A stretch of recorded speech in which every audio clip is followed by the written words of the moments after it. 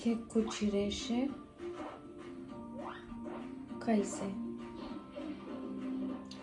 din albușuri.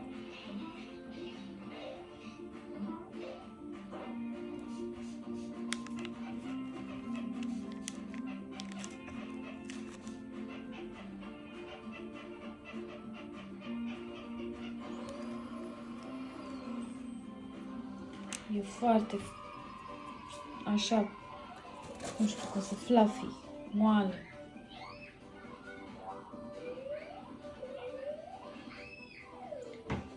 O să vă arăt rețeta în curând. Așa arată unul și o să pudrez cu puțin zahăr deasupra. Celălalt l-am mai lăsat puțin. L-am tăiat. Acum o să iau și o bucățică să vă arăt ce bine arată. Coaja de portocală. Este foarte mare și pufos.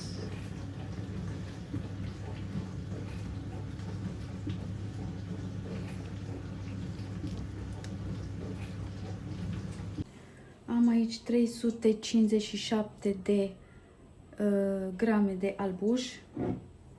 Aici e jumătatea. Încă pe atât. Mai am aici în bolul acesta, după cum vedeți, jumate-jumate.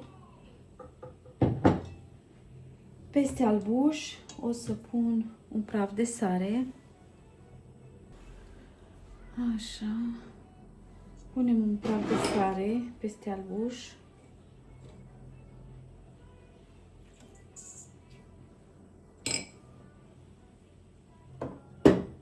Și batem puțin până când se formează puțină spumă.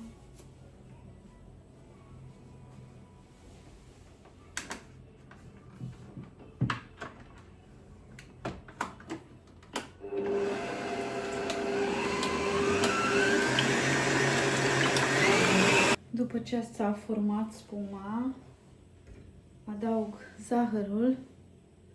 Depinde cât vreți să puneți. Eu pun 200 de grame. Așa. Pun și zahăr vanilat. Și zahăr bourbon.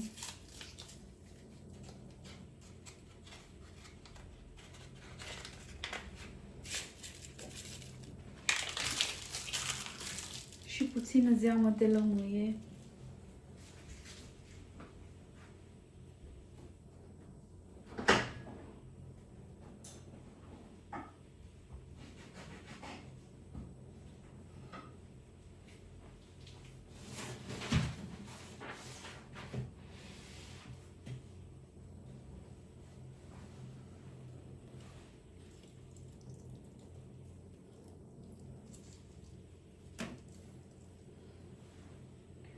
Și avem nevoie și de 100 de grame de unt topit și răcit, să nu fie unt ca să ardă. Am amestecat aici făina, cacao și praful de copt, în vârf. Și încerc să adaug treptat aici, peste compoziția de albușuri, ca să putem amesteca mult mai ușor. O să pun și 3 linguri de lapte.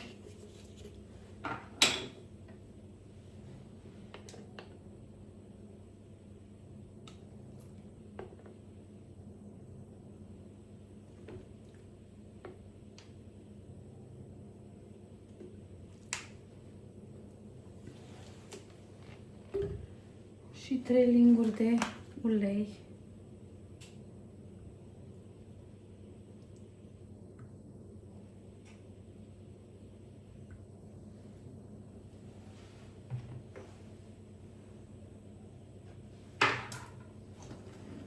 Și asta amestec.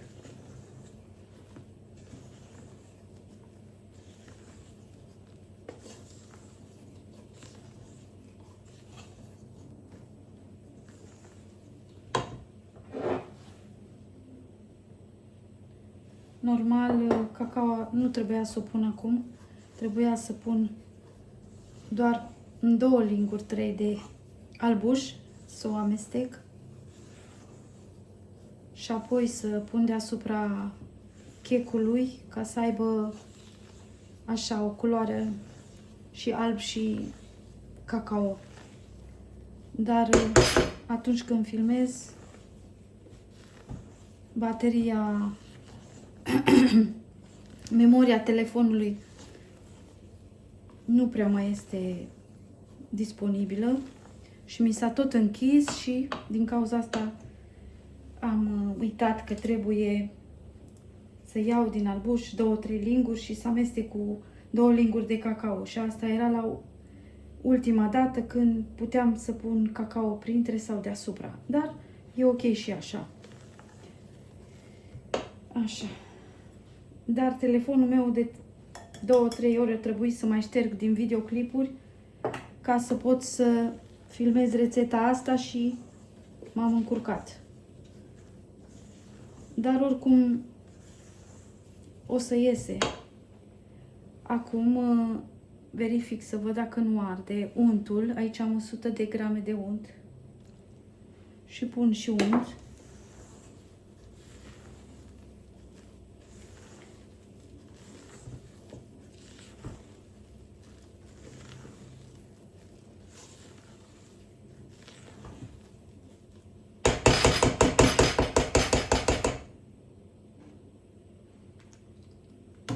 Nu contează că se mai lasă, pentru că mai avem încă jumătate de albuș. De aceea am luat jumătate, pentru că atunci când folosești ingrediente din acestea, normal că se lasă compoziția.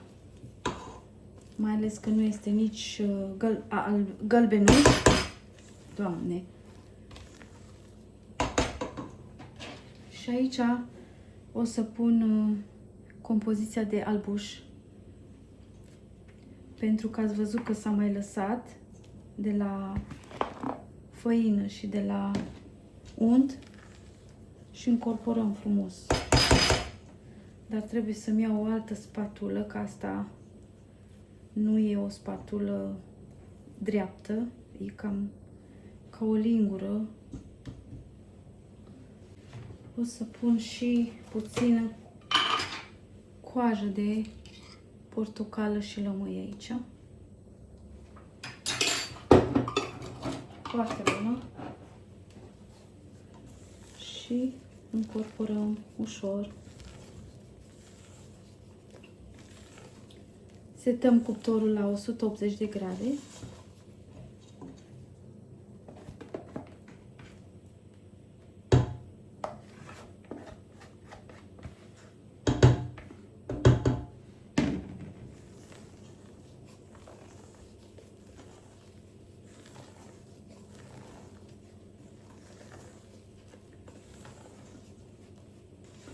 Și cam asta este cu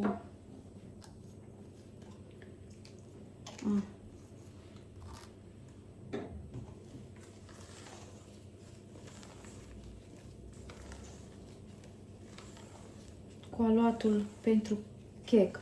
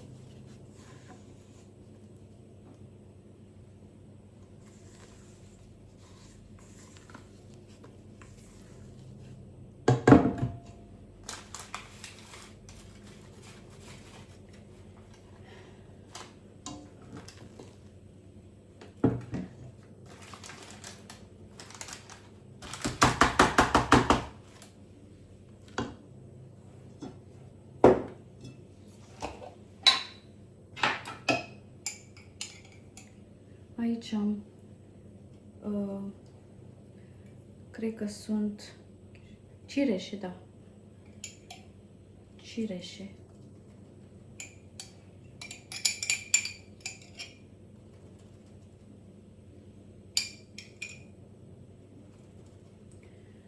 Puteți pune și altul fruct, dacă vă place.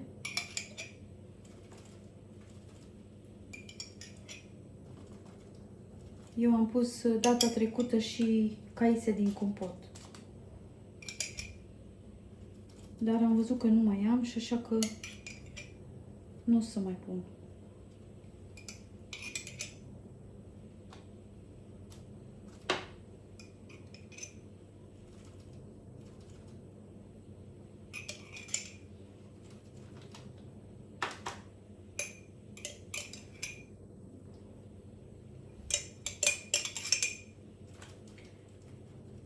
Așa. Și cam atâta.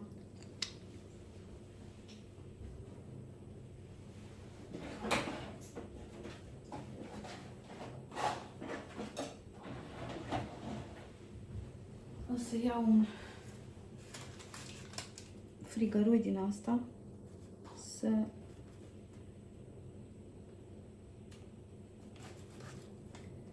amestec un pic așa, dar nu mult.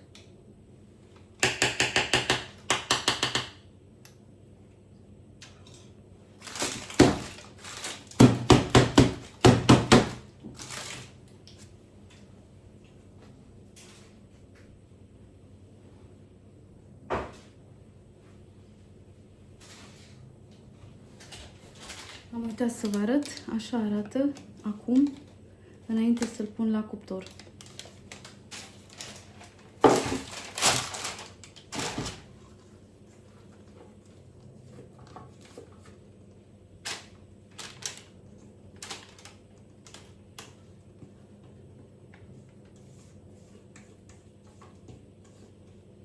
Mă grăbesc acum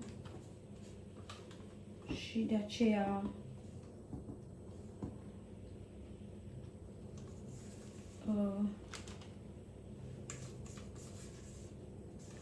nu prea sunt mai atentă să aranjez, că oricum o să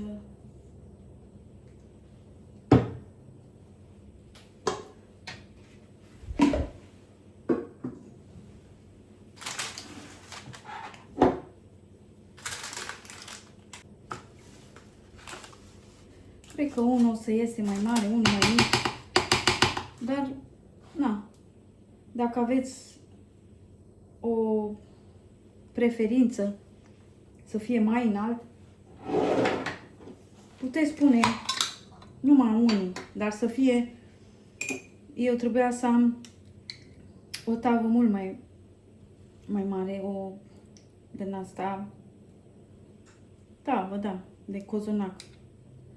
Trebuia să fie mai mare și atunci puteam să pun toată compoziția și ieșea un chec mare.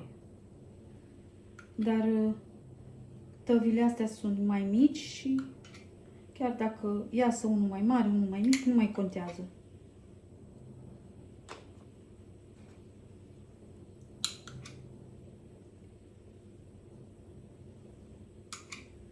Oricum o să mai fac chec, dar o să vă arăt, nu o să mai filmez. Tot așa, la fel, doar că o să pun la urmă cacaoa, separat.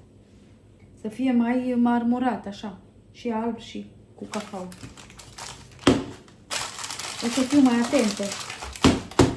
Acum, cu telefonul, că mi s-a stins de 2-3 ori, nu prea am mai fost atentă.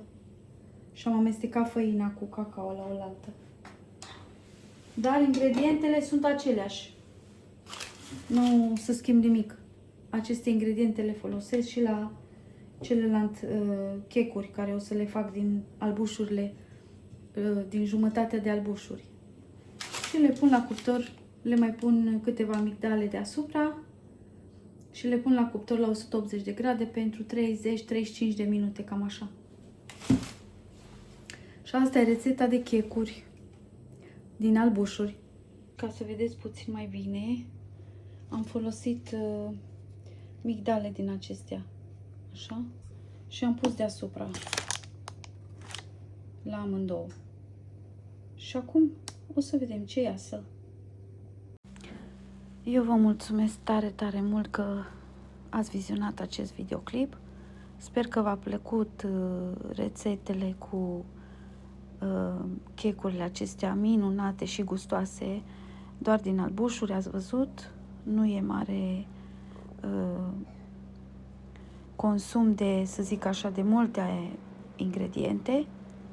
Ia uitați cum se vede portocala și lămâia. Nu vă spun cât este de pufos. Am mai făcut încă cu jumătatea cealaltă încă 2 checuri. Încercați și voi rețeta. Aici vreau să vă arăt câteva ținute pe care mi le-am comandat din România pentru vara aceasta, să le port, pentru că nu prea mi-am găsit așa cum îmi place mie aici în Germania. Sunt și scumpe, dar sunt și care pe mine nu mă caracterizează. Ori prea largi, ori nu sunt făcute cum îmi place mie. Așa că mi-am comandat și eu câteva ținute foarte frumoase. Atât îmi place rochița asta. E atât de comodă. Vine și cu curea. Aici are elastic. E foarte frumoasă. Chiar și la biserică aș merge cu ea. Adică cu toate ținutele aș merge la biserică. Astea sunt ținutele pe care le-aș purta cu mare drag în fiecare zi, acum că a venit vara. De desubt are și jupă din aceea, nu se vede prin ea. Și subțire, are un material foarte fin. Nici nu trebuie călcat materialul acesta. Și cureaua la fel este super. Se potrivește cu rochița. Sunt tare frumoase. Le-am luat pe mine, le-am încercat, toate îmi vin foarte bine. Bineînțeles că trebuie cu ceva mai înalt. Sandale înalte sau pantofi. Eu am sandale pentru că pantofii nu pot să port. Pantofi înalți nu le pot purta prea mult. Adică le port, dar nu să merg undeva la drum mai lung sau, de exemplu, la cumpărături. Nu pot purta. Sandalele cu talpă dreaptă pot să le port și înaltă le pot purta, dar pantofii nu. Doamne, și aceasta este foarte frumoasă, ia uitați. Ce material frumos. Și subțire. Și are și o cămașă cu voaluri așa la mâneci, care o poți purta și deasupra rochiei, dar și înăuntru pot să pun. La fel este foarte subțire și un material foarte plăcut la atingere. Le poți purta și așa și poți să și deasupra, oricum. Foarte frumoase. Atât de mult îmi plac. Doamne, îți mulțumesc că mi-am găsit și eu ce-mi place. Dacă vă interesează de unde, puteți să-mi scrieți și să vă spun de unde le-am cumpărat. Dacă vă interesează să cumpărați, bineînțeles.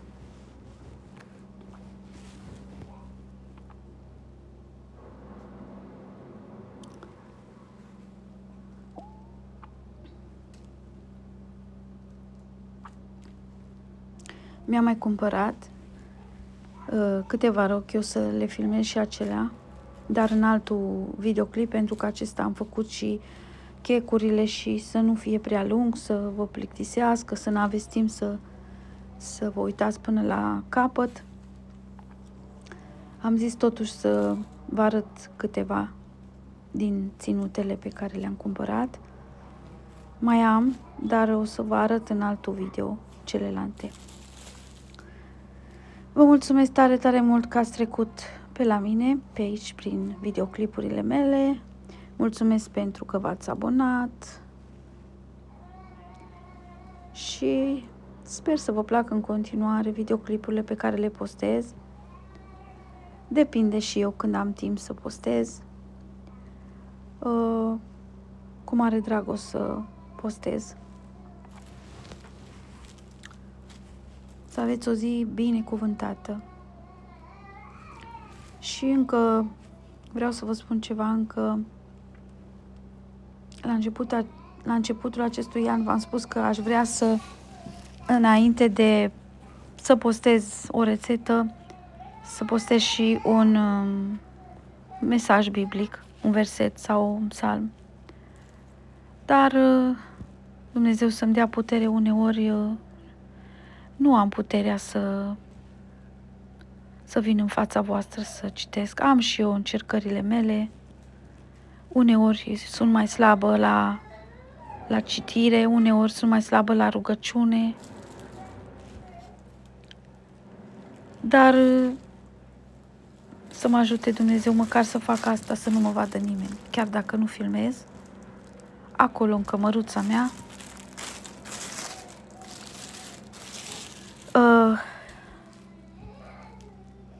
cred că e mai bine așa, decât să...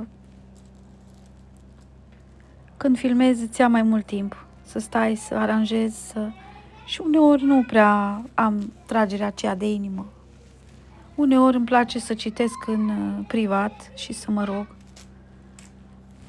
Și da, n-am mai filmat citirea, dar sper ca în celelalte videouri să mă ajute Dumnezeu să pot să filmez pentru cei care vor să asculte și care le place. Și bineînțeles pentru sufletul meu.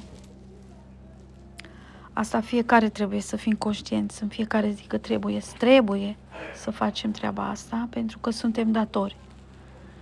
Nu facem pentru a arăta sau... Nu, suntem datori, pentru că și Dumnezeu și-a dat viața pentru noi. Imediat vii.